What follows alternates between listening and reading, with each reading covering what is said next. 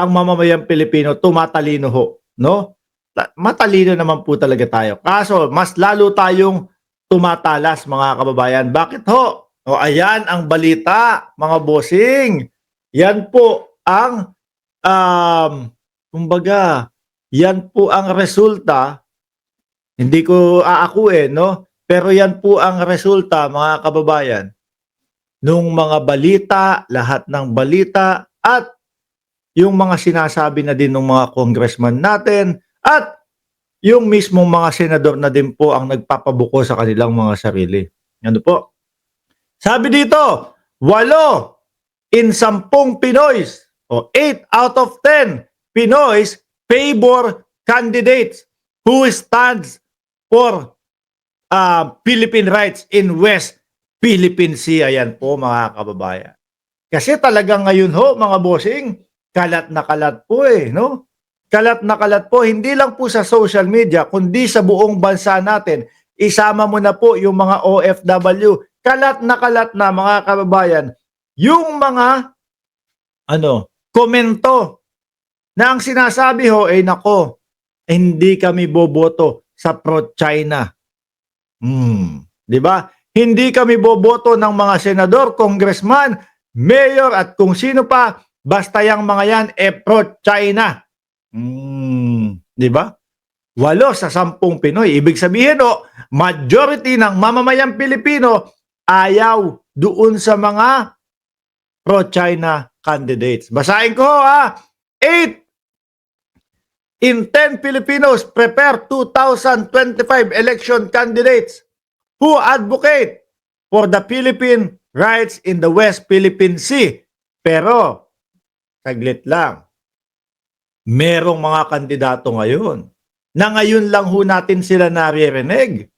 Mga bossing, ngayon lang natin sila naririnig na sila makikidigma daw po laban sa China. Bakit ho ganyan? Kasi election ho mga kababayan. Pero nung panahon, nung buong panunungkulan nila, hindi natin sila narinig mga bossing.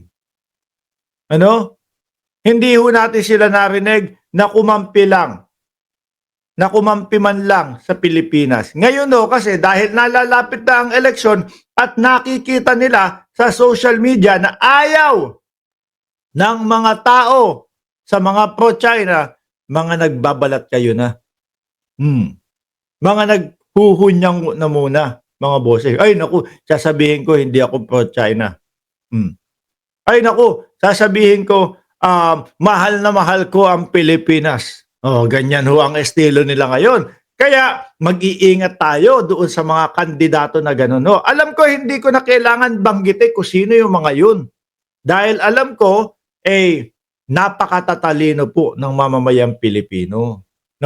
Alam na nila kung sino yung mga ganong kandidato. Meron pa din ho dyan, mga bossing. Baka sabihin nyo, bayaran niya si Mark ni Marcos. Ako mismo ang nagsisigaw, hindi ako boboto nung buong lineup na ililista ni Pangulong Bongbong Marcos. Tiwala ho ako sa Pangulo, pero hindi ho ako tiwala doon sa mga taong nasa loob nun. Nadala na po talaga ako nung unit team. Nandiyan si Harry Roque. Nung sa unit team. Nandiyan si Glenn Chong, di ba? Nandun din. Ngayon ho, mga talagang yan po yung mga bumabanat at sumasalbahe sa Pangulo. Di ba? Pinagtiwalaan sila ng Pangulo. Kaso, nung hindi na napagbigyan, ganun na po ang ginawa sa ating Pangulo, mga kababayan.